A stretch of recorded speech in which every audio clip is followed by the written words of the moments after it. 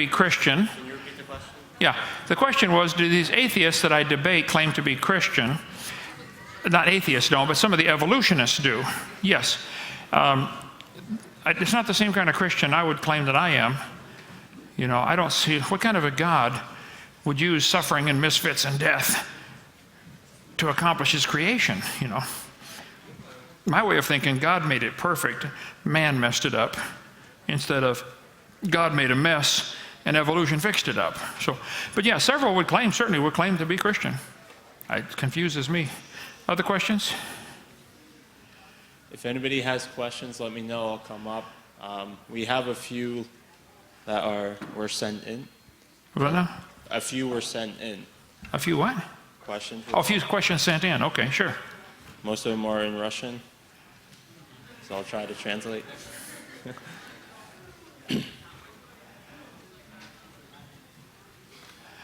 If evolution started in the Bible, why do evolutionists not believe in creation? If evolution started in the Bible? Is that? That was a quote from you this morning. Evolution technically started in the Bible. That wasn't a quote from mine, I don't think. We have that on video. We can pull it up. Yeah, pull it up. I'd like to see that. Well, it depends what you mean by evolution. If you mean, you know, dogs and wolves have a common ancestor, certainly. You know, God said they bring forth after their kind. There are no exceptions. Every farmer in the world counts on evolution not happening. Is Santa Claus a type of dinosaur? Is Santa Claus a type of dinosaur? You know, anybody ask that question? I've been taking questions on this topic for 27 years, and I've never had that question. Thank God. I don't know. I have to think about that one. My first thought is probably not, okay?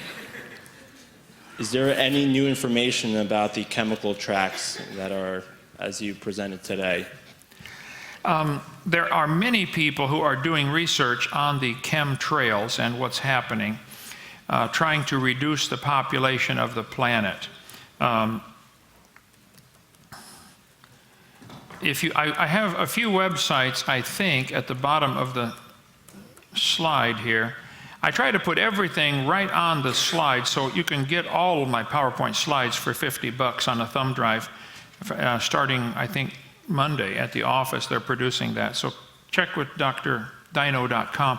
But let's see, let me get it up here and see, because I'm constantly adding to it. Okay, chemtrails911.com. They have a bunch of stuff on that if they haven't been killed for putting this information out. Let's see, rents.com. There are many people who are very concerned. Carnicom.com. And this is 10-year-old references, okay, because they put me in prison for 9 years. So I've not updated this. There may be newer, better information, but there is, I don't think, any question that what they're spraying is not coming out of the engines. A condensation trail, called a contrail, from the engines, that only lasts about 20 seconds typically. These will last all day. How many have seen them before? You know what I'm talking about? Okay. That is not the engine producing that. So, yeah, there's some... A few other questions. Yeah. I've not updated my slides. Like I said, I have over 7,000 of them. I've been home for 8 months, and I'm busy. I'm going as fast as I can go. You update them and send them back to me. Will do. What other information do you have, or what is your proof of the Earth slowing down or the moon getting further? Okay, on my, let's see, home, is a different computer, the home button, there it is, okay. The Earth's rotation, the spin of the Earth, everything is referenced again at the bottom of the screen. Astronomy Magazine ran an article back in '92 about the slowing spin of the Earth. International Earth Rotation Service, they're the people that keep track of it. You can check that out. Science books, we'll quickly talk about that. I don't think I've never had anybody disagree. Even atheists will tell you, yeah, the Earth is slowing down. Okay? And one final question is, based off the book of Revelations, where do you think the Earth is at its state? So in the deterioration, are we closer to the end? While I was in prison, I wrote 37 books. One of them I did for another doctor's degree on this topic. You know, what on earth is about to happen? For heaven's sake. That's what this chart over here is. This is the chart that I developed to go along with my book. This chart. We have these big ones rolled up in a tube. I think there's some back. If not, you can order it for $35, the big chart with all the detail on there that I can find on the topic. Then there's a smaller version. Are there any back there in the small tubes, the small round tubes, the charts? I think they're $10 for the... There are some, okay. And on the back of the small ones is all the Bible verses dealing with that topic about what's going to happen next. So the Hovind version, after studying this intently, I was taught for all of my early Christian life that Jesus can come back any minute. The rapture is imminent, and it's just not true. We're going to be here for the tribulation. So I had to switch my theology very reluctantly. My wife can tell you, I don't change my mind very easily, okay? Hey, when you're right all the time, I mean, why change your mind? But so I had to change. We're going to be here for the tribulation. Now, we're not here when the wrath of God falls, but that's different. So my chart explains everything, and my YouTube channel, Kent Hovind Official, I've put a lot of time into this topic on the YouTube. You can watch. And my book. Do any of my books out there? What on earth is about to happen? The big hardback. Okay, $35 for that's the whole book on my research on it. I am convinced we're headed for some rough time. Somebody asked me as I was writing the book, publishing parts of it from prison, somebody said, Kent, what's your best guess? When's the Lord coming back? I said, well, I don't know. It's purely a guess on my part, but here's my 15 reasons why. I would guess he's coming in 2028. And I gave my reasons why. That if I had to guess, that would be my guess. But he can come when he wants, obviously. But that, I think we don't have much time. I'll be surprised if we make it 12 more years. That's the Hovind translation. And you read the last couple pages of my book is my reasons why. Okay? The other question is, haven't scientists found that our genetics are similar to certain animals? How do they find algae? So they have found that our genetics are similar to certain kind of animals. Oh, yes. Our genetics are very similar to many other animals. I would agree. In their brain, that's proof we evolved. In my brain, that's proof we have a common designer. The same guy designed all of us.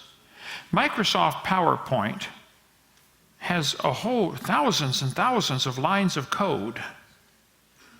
Microsoft Word has thousands of lines of code. I would bet if we could look at all those lines of code, we would find many thousands of identical lines of code in Microsoft Word and Microsoft PowerPoint. What does that prove? Well, the same guys are writing the code. So the fact that we got two eyes and monkeys have two eyes doesn't prove we have a common ancestor. It proves we got a common designer. The same guy designed all of us. So some people are so desperate to want to believe in evolution that they will look at these similarities of genetic code or similarities of body structure or similarities of whatever, and that in their brain, that's conclusion, hey, we got a common ancestor, and that's just simply not good logic or common sense. It's just as much proof for a common creator. Okay? So I would think this is the final question, since this should take up the rest of the half hour. So as you mentioned before that you came out of jail after 9 years, would you share at firsthand why you went to jail? Sure. And the reasons behind it, maybe what we're presented maybe from the government, and what your true take on it? When we started our ministry in 1990, roughly, it's right out of my house, okay? And we had a few people come work with us and just do the ministry. I was traveling and preaching. My kids were 9, 10, and 11 at the time. They're now 37, 8, and 9. Okay. Anyway, as we finally decided, hey, we're going to start Dinosaur Adventureland. a theme park, museum, science center, right in my backyard.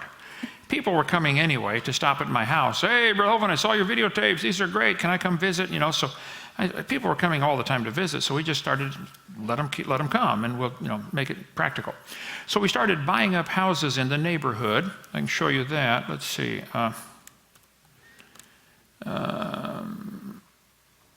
Right here.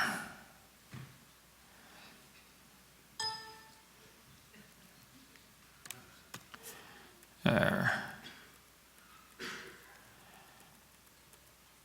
We had, that's our 5 acres right there, with the buildings marked on it, okay? And we decided, we had our Dinosaur Adventureland, let's say, hey, let's expand and let's buy up some more properties. So the brown squares are, Pensacola Christian College owns those. The green ones are ones we were able to purchase. It's an older neighborhood built in the 50s. All the houses were in really bad shape. And so we said, well, we're going to remodel them and let somebody live in it until we actually need the space. So we had a lot of college students walking over from the college to work at our place. And so rather than trust a college student with a credit card and a truck, we used cash. Okay? So from 99 until 2002, my wife would go to the bank and get cash out to keep on hand. And when a student came, hey, Brother Hovind, I got 4 hours for free. What can I do? Here's $3,000 in the pickup truck. Go get shingles, or go get, fix these. Go get the new kitchen, plumbing, cabinets, whatever. We spent a fortune remodeling this stuff to be able to expand for someday. And plus, we're building Dinosaur Adventureland. Okay, so that's the border of the 5 acres.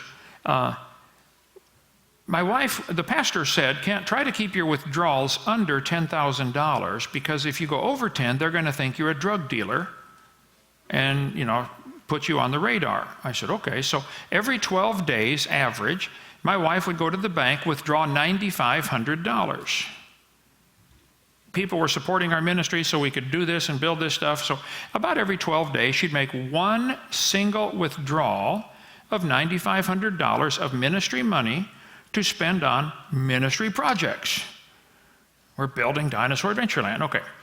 2002, I called everybody together and said, look, I am concerned about my wife having to carry all this cash and keeping this cash in the house. We're going to get some credit cards. So we went and got credit cards and stopped using cash. No big deal. 4 years later, July 13th, 2006, the day before my anniversary, the IRS came and a SWAT team and attacked our house. I'm getting ready for staff devotions. My wife is sound asleep. She just got to sleep at 3 o'clock. She broke her tailbone years ago and is in constant pain. So she finally fell asleep at 3. 7 o'clock, they come crashing into her bedroom with a SWAT team. Wouldn't let her get dressed, put a robe on, or go to the bathroom. Handcuffed her in her nightgown and took her down to the courthouse, and took me down to the courthouse in my Dinosaur Adventureland shirt. I said, what on earth, what did we do? You're being arrested for structuring. I said, what is that? Well, 4 years ago, you took your money out of the bank in amounts less than $10,000. Yeah? Well, we think you're avoiding the bank reporting requirement. Well, hold it. First place, the law says evading, not avoiding, okay? I avoid the police. I try not to run into their squad car, okay? Avoiding the police is different than evading the police, okay? And the law says you have to have 2 withdrawals of under $10,000 in one day that total over $10,000. Oh, I never did that. We had 1 withdrawal, 12 days later, another withdrawal, okay? So there was never 2 withdrawals in one day. And 4 times when we had staff banquets and had to have money for bonuses for people, she took out over $10,000. And the bank filled out some report. I don't care. The bank can fill out any reports they want. That doesn't matter to me. So the bank filled out some. We weren't avoiding anything. Anyway, so my attorney said, Kent, don't even give a defense. This is crazy. They're after you for some other reason. Maybe you're too outspoken on creation or against their new world order or whatever, but you did not break any laws. Don't even give a defense. He said, okay, so we did not give a defense. After trial was over, my attorney is reading to the jury what the law says. Folks, the law says there have to be 2 withdrawals in one day that are under 10,000 that total over 10,000. So you have to find that the Hovinds took out over 10,000 to find him guilty. The U.S. attorney said, I object. To what? To what he's reading. He's reading the law. The judge held a recess, went back and changed the jury instructions, which is against the law, and the judge said, if you find the Hovinds took out less than 10,000, you must find them guilty, which is not at all what the law says. And so the jury said, well, yeah, of course they took out under 10,000. How many of you have ever taken out under $10,000 from your bank? Okay, there you go.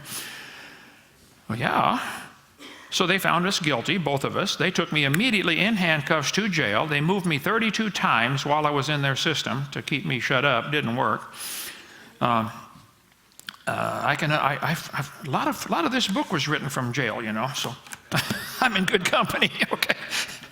So I don't want to do it again, but I'll stand before God. I did not break any laws, okay, and they know it, and God knows it, okay.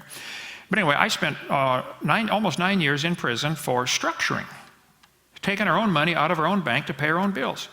Not only that, the U.S. attorney put in a motion, said, that money that was structured 5 years ago, you should forfeit that to the government. $400,000 over the time we were building all this stuff. Wait a minute, that money has been spent. What do you mean? It's up on the roof of Dinosaur Adventureland. It's in, you know, the judge, the church attorney, the church trustee said, excuse me, he doesn't own anything. He's a dependent on he drives a church van, he lives in a church parsonage, he doesn't own a pair of socks, he's a dependent on our ministry, we provide for him, okay. So then the U.S. attorney said, all right, then we want to seize all the Dinosaur Adventureland, all the ministry property. The trustee said, excuse me, that's not his. Why don't you go seize McDonald's or Walmart? They've got more money. Why would you seize our ministry for this stupid bill that you think he owes? So the judge, the church attorney, or the church trustee said, we demand a trial, or at least a hearing. The jury never found you can seize the ministry property for Kent's bill. And so the judge let that sit on her desk for 7 months, no hearing, no trial, nothing, and finally ruled, yep, you can seize the church property. So they went down and seized every bit of all the stuff we'd worked for years. All those green ones were transferred into the name of the government. Everything. It's just a stroke of a pen. Seized all the properties and made them government property. My son had to buy back the house for my wife to live in, or they would have kicked her out of the house. Then the U.S. attorney went down and seized the church bank account, cleaned it out. A couple of weeks later, he flew to Detroit to have sex with a 5-year-old, got off the airplane with Vaseline and a doll. Turns out it's a sting operation, some FBI agent posing as a mother offering her 5-year-old daughter. He'd been emailing back and forth for months saying, oh, I've done this plenty of times, it won't hurt. This is a U.S. attorney that put me in prison for structuring and seized the church property. He gets arrested in Detroit and hangs himself in jail. You can Google it, J.D. Roy Atchison, A-T-C-H-I-S-O-N. Hung himself on my anniversary of my wife and I's first date, October 5th, 2007. So while I was in jail, the government sold one of the properties, the one in the lower right corner, which is an old house built in the 30s and a 3-car garage and a trailer. The guy bought it. When I got back 8 months ago, I have nothing. I have no office. I don't have. My son bought me a computer, and that was it. You know, I start over with nothing. And so I'm renting right now the garage and trailer that we used to own off the guy who bought it from the government. I got to pay rent to rent my own building back just so we can get going again. So everything we've done for the last 7 months is, as we can, we produce books, we get them printed, and then sell them. And that's been our, just slowly building the ministry back from what it was to what little bit it is today. We really feel burdened about getting property in Alabama and building a huge Dinosaur Adventureland. I probably have a bullseye on me for the rest of my life in Pensacola. When they persecute you in one city, flee ye to another. I'm ready to get out of town and go start. Now, it's only 50 miles away. So so different people are donating now so we can do that, to get the ministry going again in a new location. I have so many plans, you would not believe that. I wake up at 3 in the morning with wild ideas. That's why I got my daughter, but that's another story. But I have so many plans for Dinosaur Adventureland. It's going to be the coolest place on earth. We had a family come once. They spent 2 days at our place and then went 2 days to Disney. On the way home, the kids said, "Dad, why did we waste 2 days at Disneyland?" Everything we do is low-tech intentionally and just plain fun. I mean, the kids have everything has a science lesson and a spiritual lesson. It is just, my circle swivel spring swing is my own invention, but we had kids and adults too from everywhere. This one it's a swing attached to a single heavy garage door spring, and then it goes up to a single rope around a mud flap to protect the tree branch. So, but it's also got 2 stainless steel swivels. They're $15 a piece at the hardware store. So you push the kid, and he goes in a huge circle, swinging in a circle, but he's also spinning and bouncing. Make you puke like you wouldn't believe, okay? And we tell the kids, puke on the bushes. It makes them have pretty flowers in the spring. And over on one of the poles you can't see there, we have looks like a Bible made out of wood. It just says God's Word, you know. We say, now kid, when you get off of this swing, you're going to think the whole world is moving. But it's you, okay? What we want you to do when you get off of this swing, go over there and hug that Bible for just a minute, because believe it or not, it's not moving. And the spiritual lesson is sometimes in life you get extremely confused. You better have something solid to hang on to that won't change. We have a barber chair that we greased up so it spins so smoothly you cannot feel it moving, okay? You put the kid on there and you blindfold him, and we get it spinning. We say, okay, kid, tell us what's happening. He says, I'm turning to the left, I'm turning to the left, I'm turning to the left. After about 20 seconds, he'll say, I'm slowing down, slowing down. Okay, I've stopped. When he hasn't stopped, he's still spinning. What happens in your inner ear, you have 3 little tubes called the cochlea, one for XYZ axis, okay? Who cares about all that? It's your balance system, okay? When kids first start to learn to walk, it's funny because they're trying to interpret the signals coming from their ear to their brain, and they fall over, when they're trying to learn their balance, okay?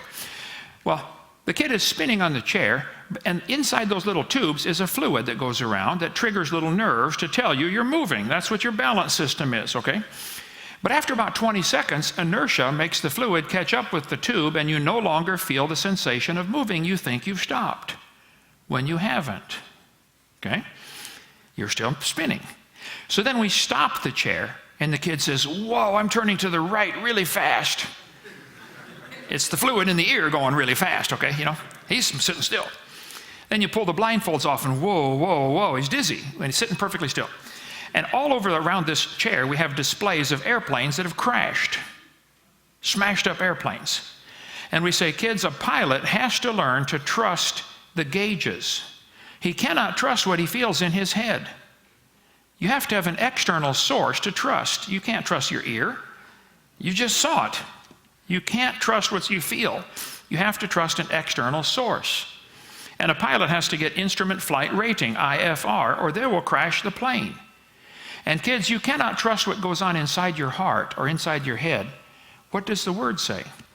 Have an external source. A simple spiritual lesson with a barber chair. So we have 180 of these lessons that we teach. Each one has a science lesson and a spiritual application. And I have at least 3,000 more that I want to put into practice when we get the time and money and space for that. So we're working on that. So to answer your question, I went to prison for structuring, which I had never heard of. Last year, the government seized 450 small business bank accounts, seized everything just because they were taking their money out or adding it in amounts less than $10,000. The IRS has discovered a golden cash cow to seize anybody's bank account. They still have all the properties, except the 2 my son bought back, and I think it still needs to be fought and exposed. Now, in about 2 or 3 weeks, there's a website. You might want to write this down. You can help on this one. The website is called Free, F-R-E-E, freekenthovind.com. There are some people from Australia and some other countries who've been working diligently on my case and said, Kent, the government broke 45 laws to put you in jail. I said, I know. But I went anyway. What do you do about it? They said, oh, we will put together exactly what you need to do about it, and it should be about 3 weeks on freekenthovind.com. If we can get 10,000 people to write this simple letter, and it'll tell you who to write it to, what to say, and sign this letter and send it to this address, if they get 10,000 complaints, they will remove the judge, reopen the case, overturn everything, and pay you $1 million a year for false incarceration. 8.8 million. Now, if I am unable to spend it, my wife said she will help. So, but anyway, I will maintain until Judgment Day, and even then, after Judgment Day, God will say, he's right, folks. He did not break any laws. But it's surprising how many churches now will not let me come because I'm a felon. I don't think they'd have, let's see, the Apostle Paul, Jeremiah, Jesus. Who else spent time? Okay. Thank you, Dr. Hovind. 4 or 5 minutes. We agree you're not a felon. That's why you're here today. I didn't hear that. What? We agree you're not a felon. That's why you're here today. Okay, thank you. We do have security, though, just in case. Right now, we would like to, call out our worship group so we can sing one song before lunch. We would also like to do a charitable donation so we can get Dr. Hovind started off on the right foot, correct? So we would stand. Brother Yasha is going to lead.